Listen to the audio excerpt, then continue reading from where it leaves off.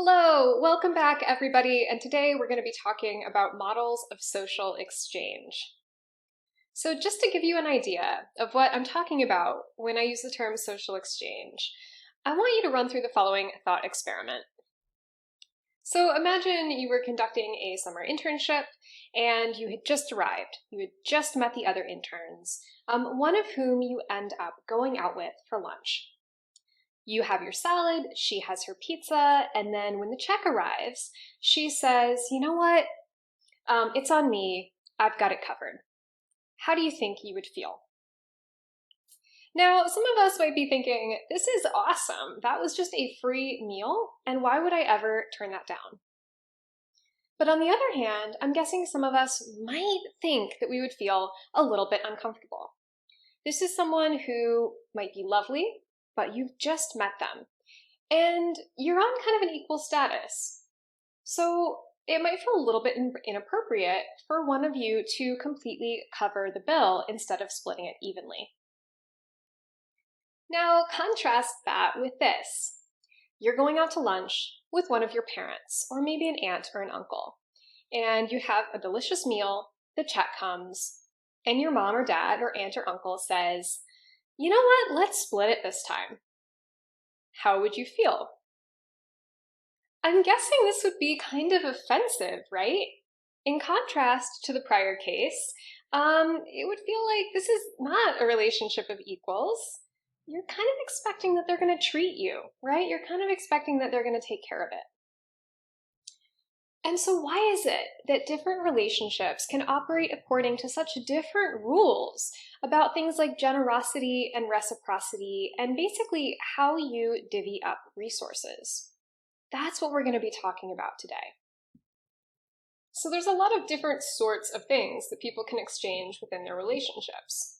These obviously include material or physical things, inviting somebody over for a nice meal, giving them a gift, money, so paying an employee for their labor, paying someone for any good or service that they provide, but also less tangible things like the favors we do for people in relationships, driving a friend to Target, or helping somebody study for their OChem exam, and also access to opportunities. So one of the very first models of social exchange was the distinction between communal relationships and exchange relationships, developed by Peggy Clark and Judson Mills in the 1970s. And they're making the distinction between relationships that are primarily based on giving and kind of unconditional care for another person. The prototype of this might be the relationship between parents and children. And relationships that are based on an even exchange, so giving something to get something. The prototype of this, of course, might be a business relationship. And so there are a couple of more granular facets that go along with exchange versus communal relationships.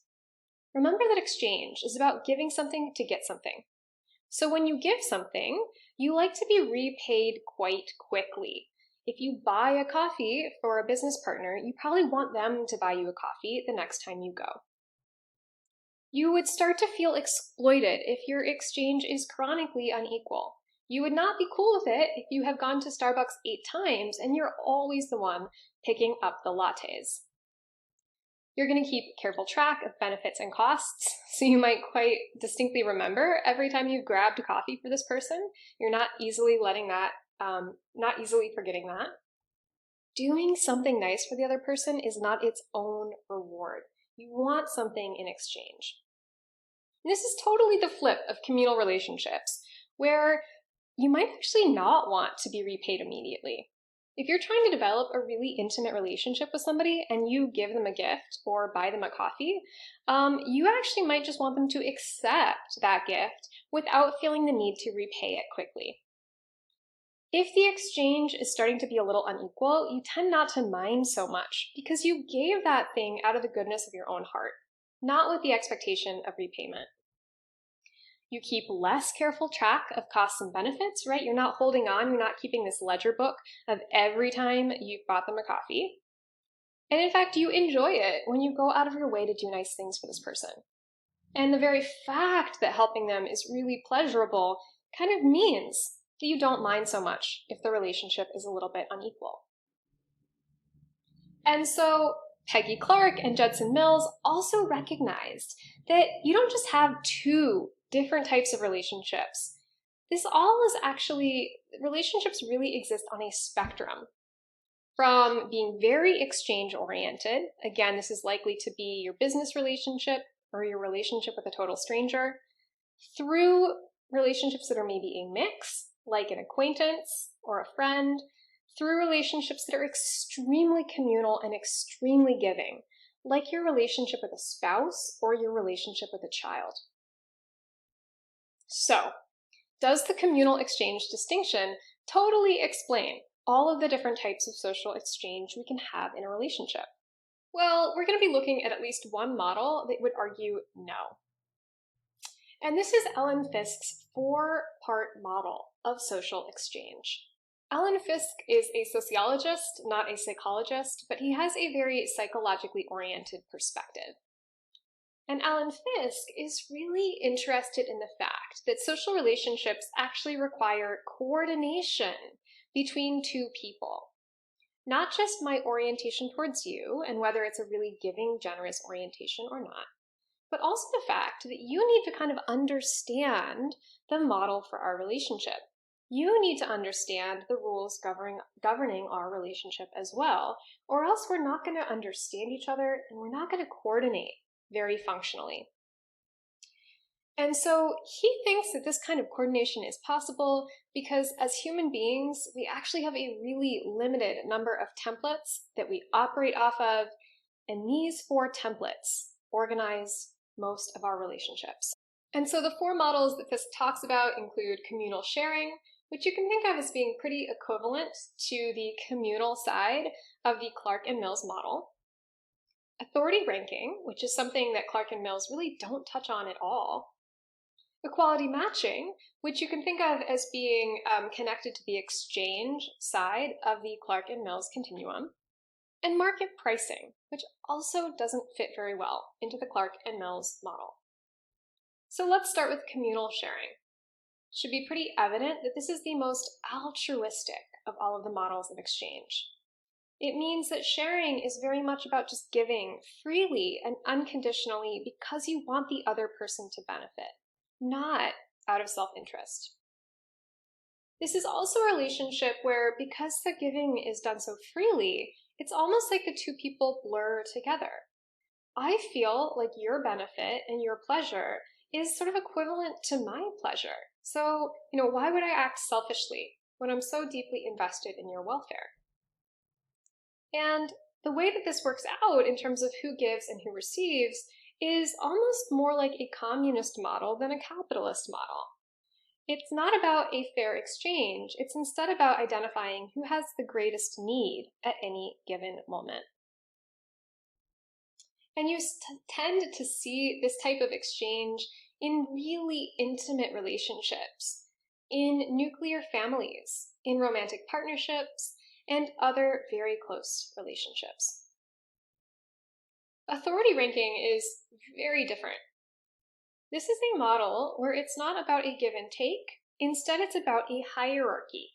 So people have asymmetric, meaning different, positions in a hierarchy that goes from the very bottom all the way to the very top. And the rules that govern these asymmetric relationships are that the inferiors, the people who are lower down in the hierarchy, are expected to give deference, obedience, and respect to their superiors. The superiors, so the people at the top of the hierarchy, also have obligations, but they're different obligations. These folks are expected to offer guidance and protection, to take responsibility for their decisions. So they're expected to be good leaders. And that's the exchange. It is guidance going downwards and respect and obedience going upwards. So we're familiar with this model of relationships in settings like the military or very hierarchical business organizations, status hierarchies like nobility, right? And in many societies, also age hierarchies, where you are naturally expected to respect your elders if you're a young person, And if you're an older person, you're expected to be a reliable source of guidance and wisdom. The third model that Fiske talks about is equality matching. And this is the most related to the exchange side of the Clark and Mills continuum. Again, what this means is that people are keeping careful track of what they have added in, and they're hoping to get the same amount out. I buy you a latte Monday, you should buy me a latte on Tuesday. And we're also familiar with equality matching, not just in friendships or colleague relationships, but even in terms of democracy, right? This is a model where everyone is expected to be equal. And so one person's vote should have the same weight as any other person's vote. So we might expect equality matching to be really prominent in relationships that are close, but not that close. Like colleagues who are kind of at the same level of a hierarchy, maybe siblings within a family, maybe roommates or friends who aren't incredibly intimate. And sometimes there are special situations that make us especially attuned to equality matching. This is like playing a board game and it being a hard and fast rule that everybody takes their turn.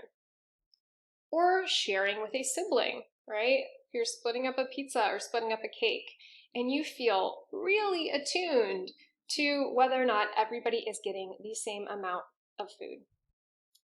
So Fiske's fourth model is something he calls market pricing. And now we might be stepping a little bit outside of the realm of intimate relationships or even close relationships. Market pricing is more likely to apply when we're talking about how we interact with businesses, organizations, or people that we have some kind of financial exchange with.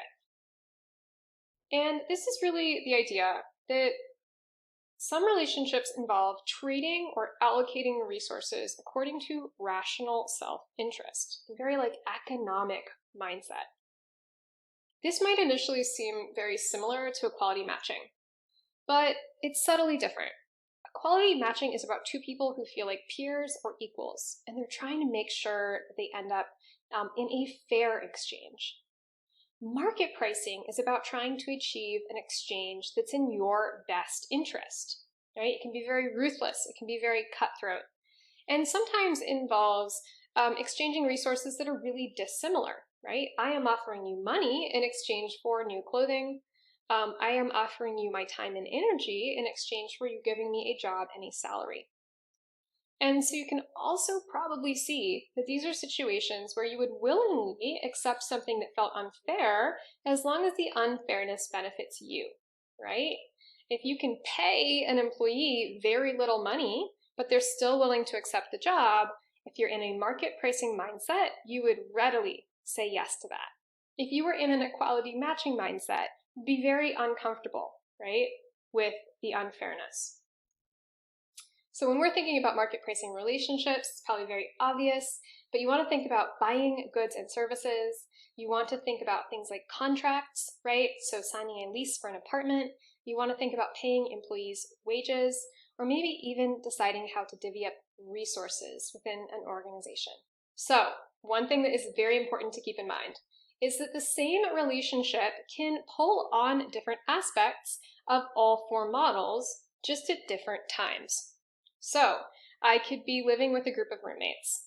And when it comes to emotional stuff, I might operate according to a communal sharing model, right? If you're trying to tell me about a really bad day you've had, I will give you all the time and support that you need without regard for my own self-interest. When we are playing game night every Wednesday, I might take that equality matching model. As much as I love you, I am not going to let you take more turns than I take. And when we're talking about how to split the utility bill, there might be sort of a slight market pricing feel, a little bit of an equality matching feel. So just the fact that you have communal sharing in one domain of your relationship doesn't mean you have it in all domains of your relationship. So to sum up, we've talked about two frameworks of social exchange. Clark and Mills' communal exchange framework, where all relationships are on this one dimension, from really giving to really, you get what you pay for. And then Fiske's four models, which identifies distinctions in a little bit more of a granular way. Some differences, they all agree that we have different rules for how we share resources across our different relationships. That's all for this video, and see you soon.